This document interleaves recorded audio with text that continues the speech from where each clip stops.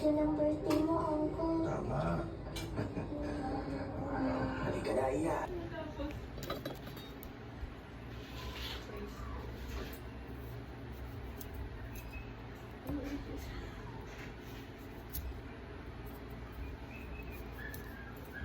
Betchin.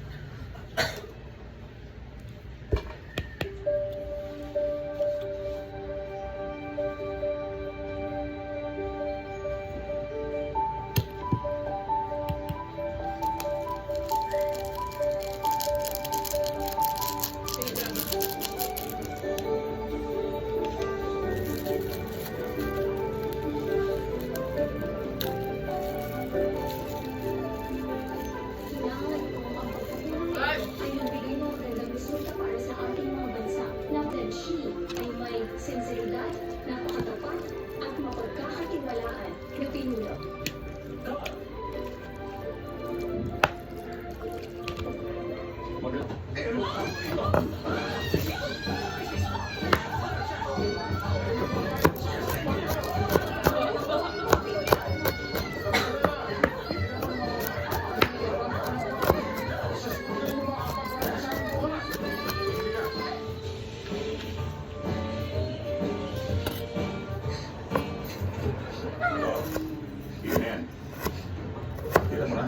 Binibigyan ka ng laruan sa pagkain.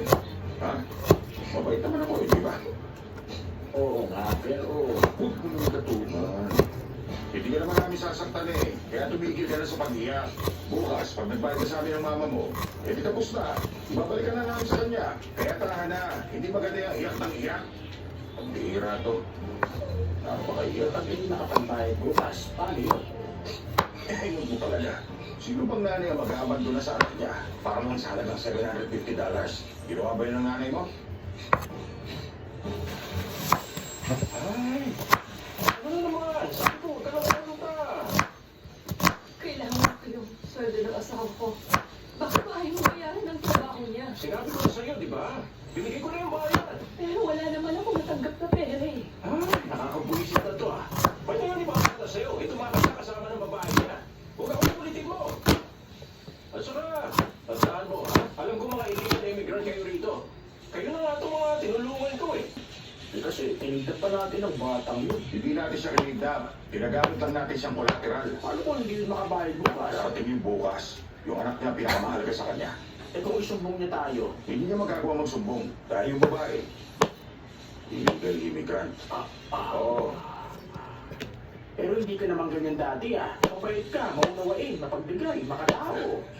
Tama ka. Pwera lang dun sa mahilig kang mangbugbog. Bigla mo namang binawi.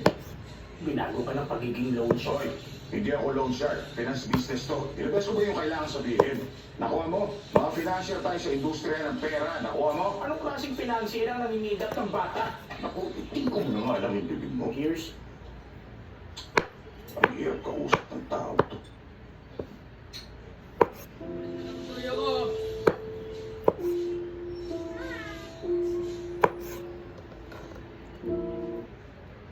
Craving something real? We serve it. Burger King, serving realness. Kala Order mo, now. Netflix. Wow, gusto ko naman yung nakaaya-aya. Here at the Skin White Innovation Center,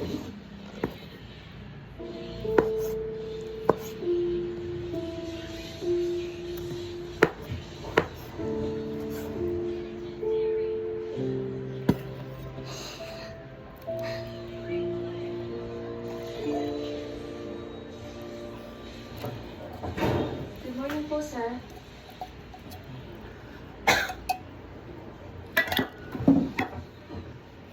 Oh, mga siraulo talaga kayong sisira sa negosyo ko.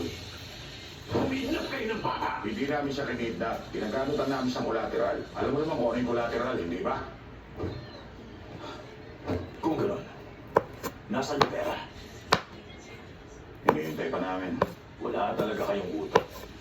O paano kung ma-report kayo dahil sa kidnapping, ha? Hindi magagawa magsumbong ng nanay dahil illegal immigrant siya. Ibalik niyo yung bata sa nanay niya! Kung ganun pala, burahin mo na lang yung mga utang ng nanay niya. Inutusan mo kami kolektahin yung pera. Sumusunod na kami sa iyo, ah! Eh, ito ano to? May sisig pa ba sa inyong kontrata to? Sumunod kayo sa kontrata!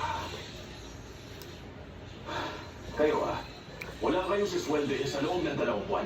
Hindi, 3 buwan! Pero bakit naman, sir? Kailangan nyo rin kami swelduhan kahit... Bira, wala namang ganyanan. Ginagawa namin ito para sa'yo. Dala namin dito yung bata bilang collateral. O tapos, kayo na rin ang bahala sa utang. Na naman? Pag pinagpatuloy nyo itong ginagawa nyo ito, magiging mahirap ang buhay namin. Kung ganun, ibalik niyo yung bata sa nanay niya at kolektahin niyo yung pera. Kumayos na kayo! Ilabas mo yan, Jombe. Oo. Uy, hindi na.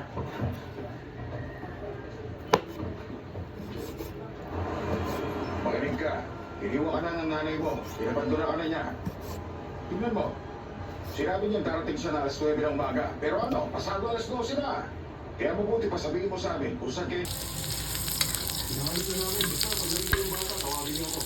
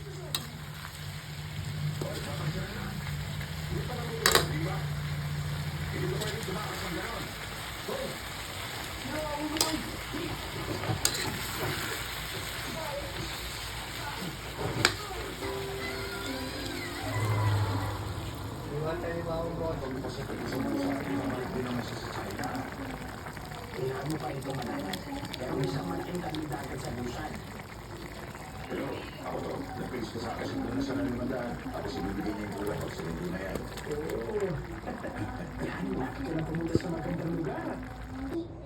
siya ng birthday